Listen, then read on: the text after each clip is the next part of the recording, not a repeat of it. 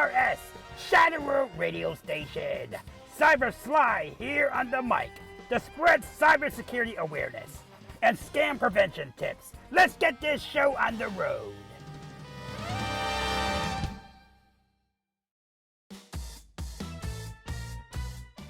Good morning.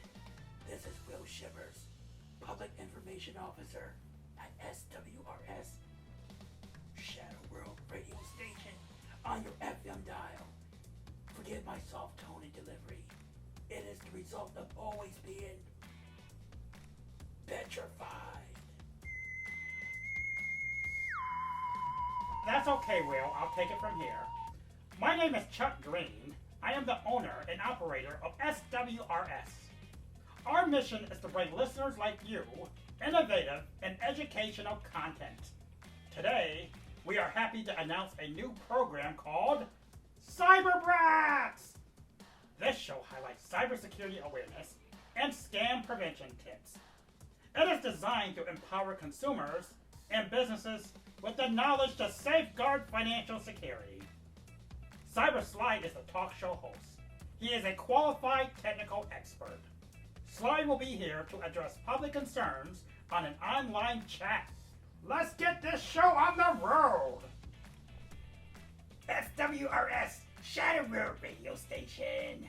Cyber Sly here on the mic at Cyber Brats. If you find this show educational as well as funny, please give me a thumbs up. Chuck, I am thrilled to be on this show to help scatter the seeds of knowledge. It is paramount to keeping your finances safe and secure. I agree.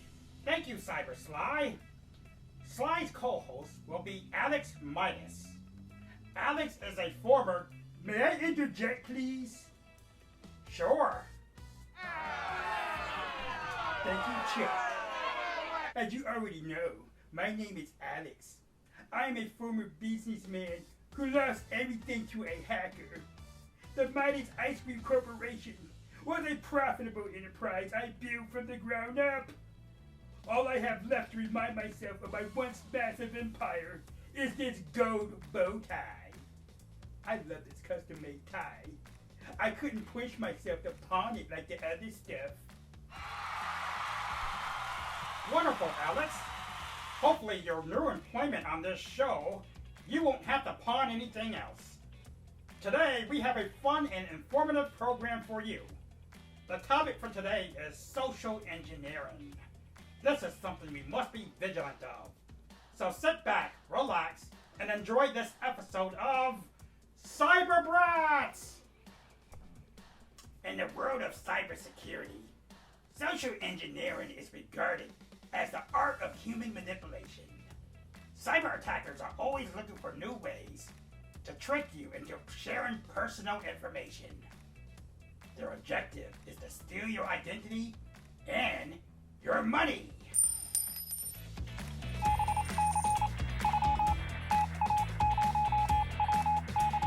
Cyber Sly, how is that possible? What person with a rational mind will fall for that? Alex, are you serious? Are you really serious? Well, please stay in your lane. Alex, anyone is vulnerable to a scam if it is taken lightly. Con artists use sophisticated ways to trick you into disclosing information they should not have access to, such as sharing passwords, tricking victims into opening a virus-infected email attachment, sending sensitive data, and even permitting an unknown person to access a secured area. I don't spend a lot of time on the internet, so most of your recommendations don't apply to me. Already forget about his own experience? Generic attacks are not restricted to online activities. This fraud can also come by way of text message, phone call, and in person. In person? Like allowing a stranger to enter a forbidden area? Precisely. I find social engineering quite disturbing. Yet, I'm not sure how an incoming text message can reel in a victim. Alex, do you have a bank account? What kind of question is that? Who doesn't do business with a financial institution? Imagine you receive a text message from your bank. There's a problem with your account. It is frozen. To fix the problem, you are instructed to call a phone number listed in the message. What's wrong with this picture? Frankly, I can't see your picture. If I wish to resolve the problem with my account, I would call the customer service number in the message. Okay, Alex, suppose you call that number. An automatic system reads you. You are prompted to answer a series of questions to prove who you are. Darn it, I can prove I am Alex Midas. I know my birth date, June 24th, 1942. My address, 25 Gullibo Street. My social security number is I can even memorize all the digits of my credit card and banking route numbers. Do you want to hear that as well? Alex, all that information you shared will make you a convenient target for the scammer. You just make yourself an accessory to your own financial hardship. Sorry, Sly, what incarnation are you getting at? Okay, boys, let's count to 10. Count to 10, boys. Count to 10. In that scenario, you just disclose sensitive data to a computer criminal. It may take hours, days, or weeks, but you will learn someone opened a credit card in your name, or you will realize suspicious transaction activities on your account. You mean to tell me in this scenario, a text originated from a thief pretending to represent my bank? Bingo! Oh no. How is excruciating crime like that possible? A sense of urgency is a method criminals use as a ploy. If you get a suspicious message like that, it is wise to call the number on the back of your bank card. Another option is to visit the official website and get the number there as well. If your financial institution offers online banking, that can also be a source for the information you might need. Never assume a listed number or a link in a text or email message is safe. Clicking on a link might get your operating system infected with a virus. Speaking of digital communications, we have a question from a live chatter. Joe wants to know the common characteristics of a social engineered attack. Good question. I love it. Let's use an example of what's known as an advanced social engineering attack. These messages by scammers are brief and urgent. What on green earth makes them so convincing? A fake FBI agent notifies a company employee of a secret investigation of the organization, and some workers might be charged with a financial crime. Now, this employee is threatened with prosecution unless he or she cooperates and answers the agent's questions. I got it! It makes sense. Fear of incarceration is an incentive for a victim to cooperate with a hideous criminal. So that's a characteristic of social engineering. It's one of the characteristics. Scammers not only create a sense of urgency through fear, but also by intimidation, a crisis, or the expectation of meeting a major deadline. Alex, I hope this makes sense to our audience as well. Computer criminals will try to rush you into making a mistake. Don't allow them to infiltrate sensitive data.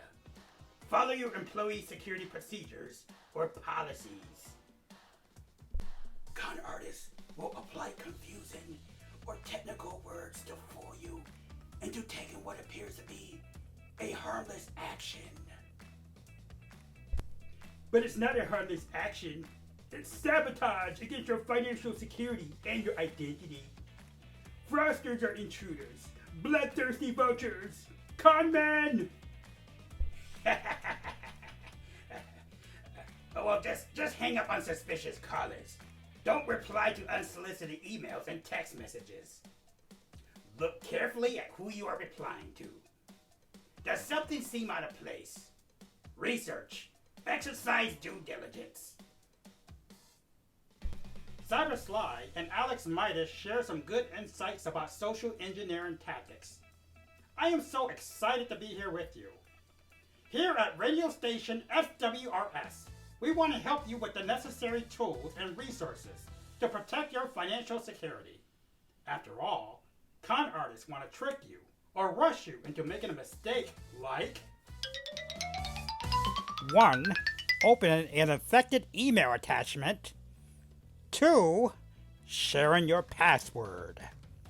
3. Giving them access to a place with confidential data. I knew that already.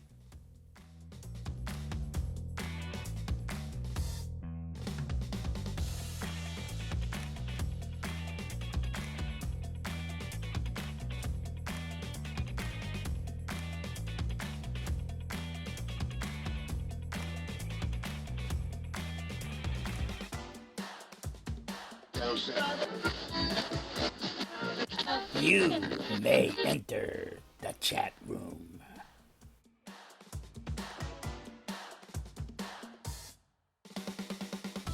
Welcome to Cyber's Corner.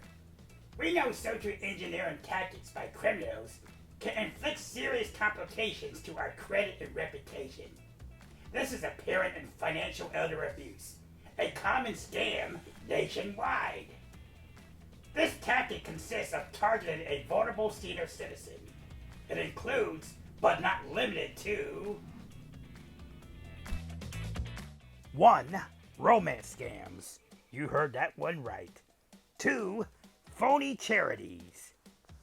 3. Telemarketing scams. 4.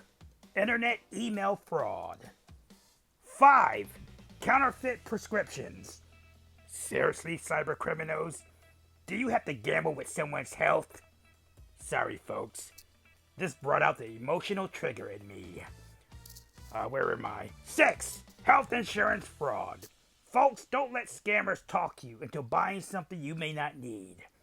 Consult with your primary physician first. And finally, 7. Grandparent scam. This involves someone calling to pretend to be a grandchild in trouble and asking for money. Verify this by calling other relatives. Just remember, perpetrators pose as authority figures like law enforcement, medical professionals, and state officials to make their pathetic stories believable. Let us visit Alex to see a social engineering incident. this is known as a pigeon drop scam.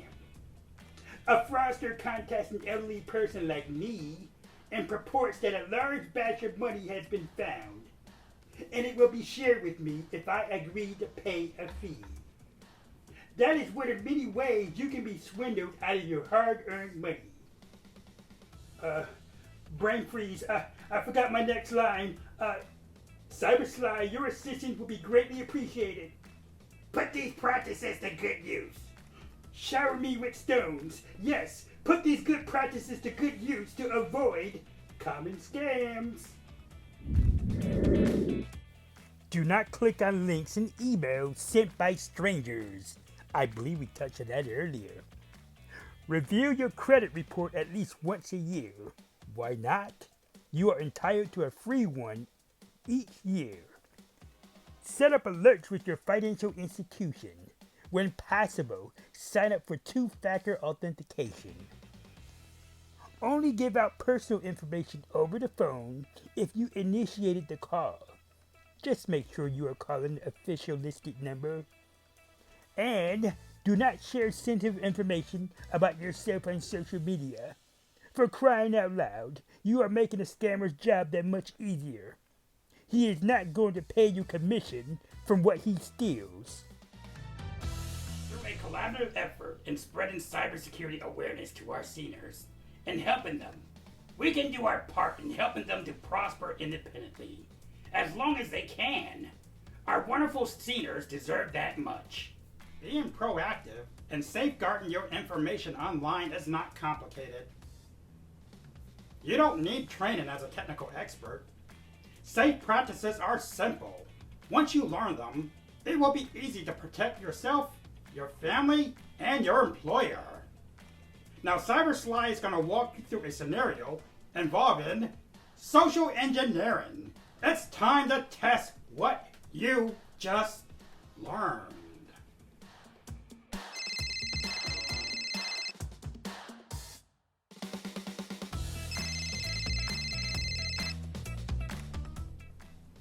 SWRS Shadow Road radio station. Cybersly here on the mic. How can I assist you, you wonderful, excellent, spectacular customer?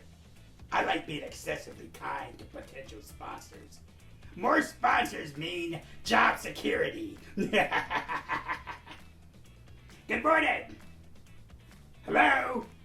Good morning, Cybersly. This isn't a sponsor. It's Will down in Public Affairs office.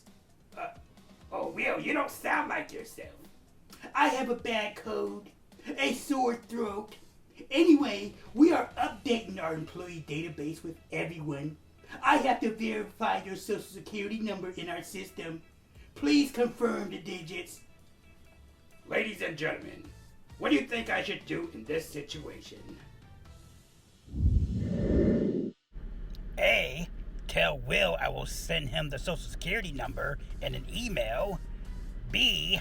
Hang up on him and notify Will at his extension. C. Give Will my social security number so I can get back to work. The correct response is B. Hang up that phone and reach out to Will at the proper extension. This is an attempt to trick me into disclosing highly sensitive information. That there, my friends, is a social engineering attack.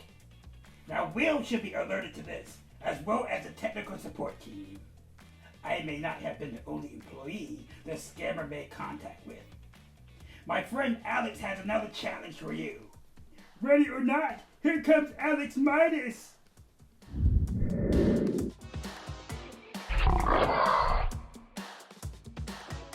How in the world can cyber attackers gain access to networks or restricted data? Computer criminals manipulate operating systems to install viruses and enable hacking. B. Fraudsters utilize sophisticated technology to access weaknesses in a work-related network.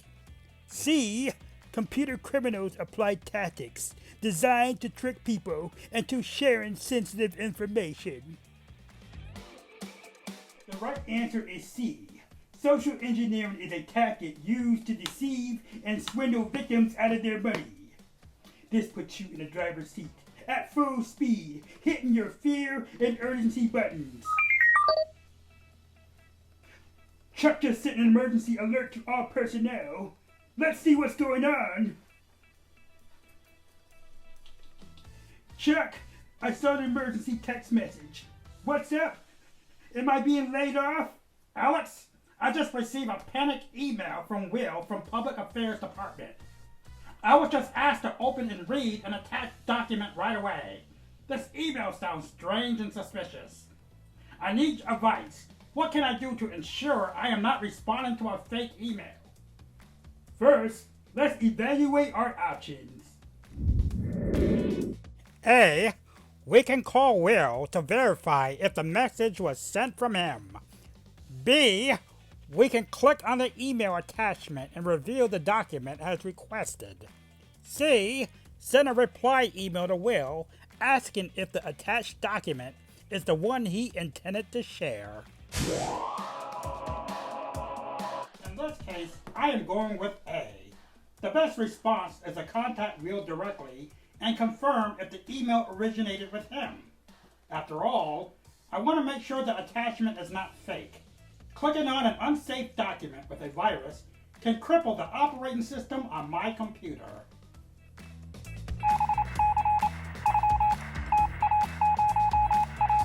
I hope this information helps you out in understanding social engineering tactics. Many people pay a lot of money for expensive antivirus software, but that alone cannot protect you. You must be proactive in other ways. The right decision can help protect you against identity theft, investment fraud, and other common scams. Cyber Sly signing out here at radio station SWRS on your FM dial. Until next time, my friends, stay safe and stay secure.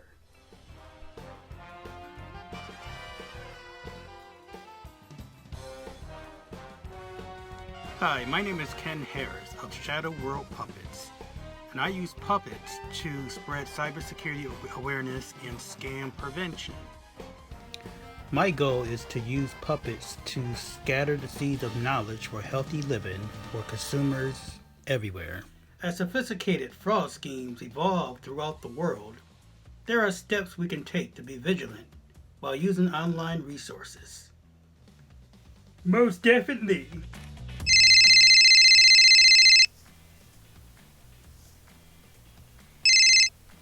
By staying connected in our global world, we can spread cybersecurity awareness and scam prevention tips together. With the challenges that lay ahead, with an open dialogue and communication in regards to online safety, we all can make a difference together. Thank you for watching Cyberbrats, and we hope to see you next time.